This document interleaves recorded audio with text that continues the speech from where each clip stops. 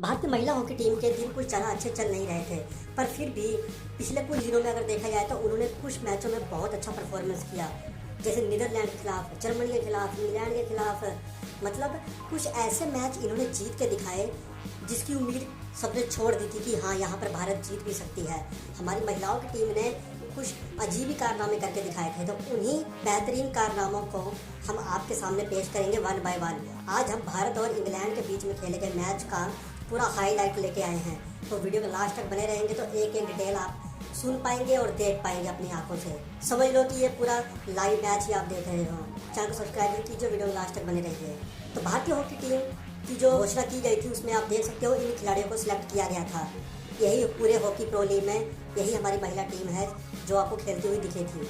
भारत बनाम England match में पहले क्वार्टर में ही एकदम कांटे की टक्कर देखने को मिली, जहां दोनों टीमों के बीच में एक के बाद एक अटैक होते हुए दिखे। भारत ने छठे मिनट में अपना पहला पेनल्टी कॉर्नर ही अर्जित कर लिया था, जो कि काफी अच्छा पॉइंट था भारत के लिए। इस दौरान मीनाक्षी चौहान ने अपने ड्रैग फ्लिक से गेंद को गोल पोस्ट में डालने की कोशिश की। उनका प्रयास पूरा था कि गेंद गोल पोस्ट में जा पाए और भारत 1-0 की बढ़त हासिल करे, लेकिन इंग्लैंड की टेसा हावर्ड ने उसे रोक लिया और भारत बढ़त लेने से रुक गया। लेकिन रिबाउंड पर सुशीला चानू ने जोरदार शॉट मारा जिसका जवाब किसी के पास नहीं था। सुशीला चानू द्वारा मारे गए शॉट का जवाब सिर्फ वैष्णवी विठल फाल्के के पास था, जिन्होंने शानदार तरीके से उस गेंद को गोल में तब्दील कर दिया। फिर भी इंग्लैंड के खिलाड़ियों को फिर भी थोड़ी कंफ्यूजन थी कि ये गोल माना जाए कि ना माना जाए, इसलिए इसको वीडियो रेफर के बाद एनालाइज किया गया और भारत को 1-0 की बढ़त मिल गई। अब यहाँ से भारत ने अपनी पकड़ मजबूत करने की कोशिश की, इंग्लैंड को रोक के रखने की कोशिश की, पर इंग्लैंड की टीम कहाँ रुकने वाली थी। इंग्लैंड ने 12वें मिनट में बराबरी बनाने की कोशिश की और उन्होंने गोल डाल दिया। वैष्णवी ने डी बॉक्स के अंदर गेंद को थोड़ा हवाई फायर में पास करने की कोशिश की, जिसका फायदा उठाकर मैडी एक्सफोर्ड ने शॉट खेला। मैडी एक्सफोर्ड इंग्लैंड की खिलाड़ी। अब लग रहा था कि वैष्णवी का खेला गया शॉट कहीं भारत के ऊपर ही उल्टा असर न डाल दे, लेकिन सामने खड़ी थी गोलकीपर सविता पुनिया। उन्होंने काफी बेहतरीन तरीके से गेंद को रोका, लेकिन पास में ही डार्सी बॉर्न खड़ी थी जिन्होंने कोई भी चांस नहीं जाने दिया। उन्होंने रिबाउंड पर ही गोल दाग दिया। अब इस एक छोटी सी गलती की वजह से स्कोर 1-1 की बराबरी पर आकर खड़ा हो गया। पहला क्वार्टर खत्म, 15 मिनट का खेल खत्म हो गया था।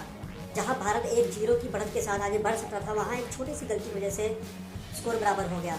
अब दूसरे क्वार्टर में भारत ने गेंद पर अपना नियंत्रण बनाए रखा, तेज पासिंग करके गेंद को अपने नियंत्रण में रखा और इंग्लैंड पर हावी होने की कोशिश की। जबकि इंग्लैंड की जो रणनीति थी वो हाई प्रेसिंग थी, उन्होंने उम्मीदें नहीं छोड़ी और गेंद को हासिल करने की कोशिश वो करते रहे। अगर वो गोल नहीं कर पा रहे थे तो उन्होंने भारत को भी गोल नहीं करने दिया। भले ही पोजीशन ज़्यादा भारतीय खिलाड़ियों के पास थी, पर फिर भी आखिरकार 25वें मिनट में भारत को दूसरा पेनल्टी कॉर्नर मिला, जिसे युवा ड्रैग फ्लिक कर दीपिका ने शानदार गोल में तब्दील कर अपनी टीम को 2-0 की बढ़त दिलवा दी। और मैं आपको ये भी याद दिला दूं कि ये मैच दीपिका का 50वां इंटरनेशनल मैच था, तो उन्होंने इस मैच को और ज़्यादा खास बना दिया अपने इस गोल की वजह से। हाफ टाइम खत्म होने वाला था, दोनों टीमें जद्दोजहद कर रही थी, एक दूसरे से भिड़ रही थी। पोजीशन तो भारत के पास ही थी, पर इंग्लैंड कहाँ उनका पीछा छोड़ने वाली थी। वो भी पीछे पीछे लगी हुई थी, अटैक पे अटैक कर रही थी, मौके बनाने की कोशिश कर रही थी, मौके बन भी रहे थे पर गोल में तब्दील नहीं कर पा रही थी। आखिरकार हाफ टाइम खत्म, भारत ने 2 गोल कर रखे थे, इंग्लैंड ने सिर्फ 1 गोल किया था। यहाँ पर भारत के पास मौका था कि वो हाफ टाइम के बाद आकर सेकंड हाफ में गेम को अपने नियंत्रण में करके बहुत आसानी से मैच जीत जाए। पर हाफ टाइम के बाद जो हुआ वो कुछ अलग ही था, क्योंकि इंग्लैंड कुछ अलग ही सोच के आई थी।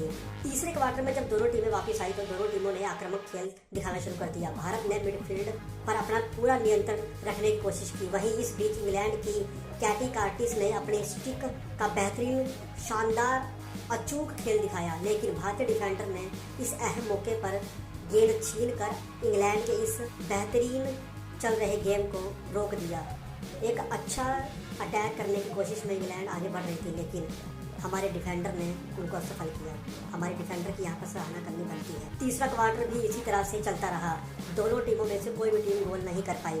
दोनों तरफ से अटैकिंग गेम ही हो रही थी, डिफेंस किसी तरफ से नहीं हो रहा था। हालांकि इंग्लैंड ने जरूर सोचा होगा कि भारतीय टीम के पास बढ़त है तो वो डिफेंस करेगी, लेकिन ऐसा कुछ नहीं था। हाफ टाइम के बाद भारतीय टीम फ्रेश होकर आई थी, थोड़ा रिलैक्स होकर आई थी, तो वो अब और तेजी से खेलती हुई दिख रही थी। 3 क्वार्टर खत्म हो गए, अब चौथे क्वार्टर की बारी थी, क्योंकि चौथे क्वार्टर में सच में दर्शकों को सरप्राइज मिलने वाला था। ये मैच एक अलग ही करवट ले रहा था इस क्वार्टर में, एक किसी थ्रिल मूवी की तरह ये बन गया था चौथा क्वार्टर। चौथे क्वार्टर में इंग्लैंड ने दबाव बढ़ाया। लगातार 3 पेनल्टी कॉर्नर इंग्लैंड ने हासिल कर लिए। भारत के हाथों भारत से गलतियां करवाई इंग्लैंड ने, लेकिन भारतीय खिलाड़ियों ने अपने डिफेंस को कमज़ोर नहीं होने दिया और एक भी पेनल्टी कॉर्नर को गोल में नहीं तब्दील होने दिया। ये हमारी खासियत है। लेकिन कितना ही रोकते, आखिरकार 58वें मिनट में, यानी कि जब गेम खत्म होने वाला था, सिर्फ 2 मिनट रह गए थे, उस वक्त इंग्लैंड को मौका मिला। इंग्लैंड की फियोना ने गोल किया। ये फील्ड गोल था। इसकी बदौलत ही अब मैच 2-2 की बराबरी पर आके खड़ा हो गया था। अब ये क्लियर होके दिख रहा था कि मैच पेनल्टी शूटआउट में जाएगा, क्योंकि आखिरी के मान लो सिर्फ 1.5 मिनट ही बचे थे। उसमें क्या ही कोई कर पाएगा। इंग्लैंड मौके दे नहीं रही थी, भारतीय टीम मौके बना रही थी पर उसको कन्वर्ट नहीं कर पा रही थी। चौथे क्वार्टर में तो इंग्लैंड का ही दबदबा दिख रहा था, भारतीय टीम थोड़ी परे दिख रही थी। इंग्लैंड ने बराबरी करने के तुरंत बाद भारत पर दबाव बनाने शुरू किया, लेकिन भारत ने भी जोरदार पलटवार किया। तब आखिरी का जब 1 मिनट बच गया तो 59वें मिनट में नवनीत कौर ने सर्कल में एंट्री की।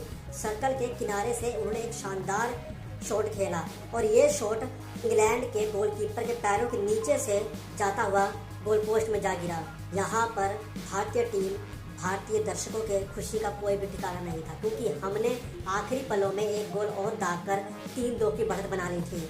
ये गोल अब एक विजयी गोल की तरह देखा जा रहा था। इंग्लैंड सच में हैरान थी कि ये कैसे हो गया। मैं आपको श्योर बताता हूँ कि अगर यहाँ पर सीधी शॉट ना खेली होती, नवनीत ने अगर इसको पासिंग के थ्रू गोल करवाने की कोशिश की होती तो हम असफल रहते। हमारे महिला खिलाड़ियों की खासियत यही है कि अगर वो सीधा शॉट खेल लेते हैं तो उनको गोल मिल जाता है, वो स्कोर कर पाते हैं। पर जब वो पासिंग के थ्रू जाते हैं ना, ज़्यादा क्लोज चले जाते हैं नेट के, तो वहाँ पर वो गोल नहीं कर पाते। कई बार वो मौके गंवा देते हैं। मैक्सिमम टाइम ये देखा गया है। तो तालमेल की थोड़ी सी कमी है, ये मैं कहूँगा, जरूर कहूँगा, क्योंकि ऐसा दिखता है मैच में। तो डायरेक्ट शॉट खेलने का इतना तो फ़ायदा हमको मिल ही रहा है। तो मैच जीतने से मतलब है हमारी टीम यहाँ पर मैच जीती हुई दिख रही थी और आखिरी सेकंड तक 3-2 का स्कोर रहा। हमारी टीम यहाँ पर मैच जीत भी गई। तो ये तो था एक हिम्मत ना हारने वाला मैच। आखिरी पलों में इंग्लैंड ने जिस तरह से वापसी की, उन्होंने बता दिया कि हम तो भाई लड़ेंगे, हम ये मैच हाथ से जाने नहीं देंगे। पर हमारी भारतीय टीम ने भी मौके पे चौका मारा। पर इसके बाद जो इंग्लैंड के साथ दूसरा मैच हुआ था, वहाँ पर इंग्लैंड की टीम ने जो किया उसकी उम्मीद हमारी भारतीय टीम ने बिल्कुल भी नहीं की थी। तो इस वीडियो के बाद आपको वो वीडियो भी मिलेगी। इसी तरह हम आपको हर एक बेहतरीन थ्रिल से भरे हुए मैच का हाईलाइट जरूर देंगे। तो आप विद एवरी डिटेल, जहां आप डिटेल सुन पाएँ, डिटेल देख पाएँ। तो वीडियो के लास्ट तक बनने के लिए धन्यवाद। चैनल को सब्सक्राइब कीजिए। बहुत से लोग हैं जो चैनल पर आते हैं, वीडियो देखते हैं, सब्सक्राइब नहीं करते, तो सब्सक्राइब कीजिए, लाइक कीजिए ऐसे और बेहतरीन कंटेंट के लिए। तब तक के लिए जय हिंद।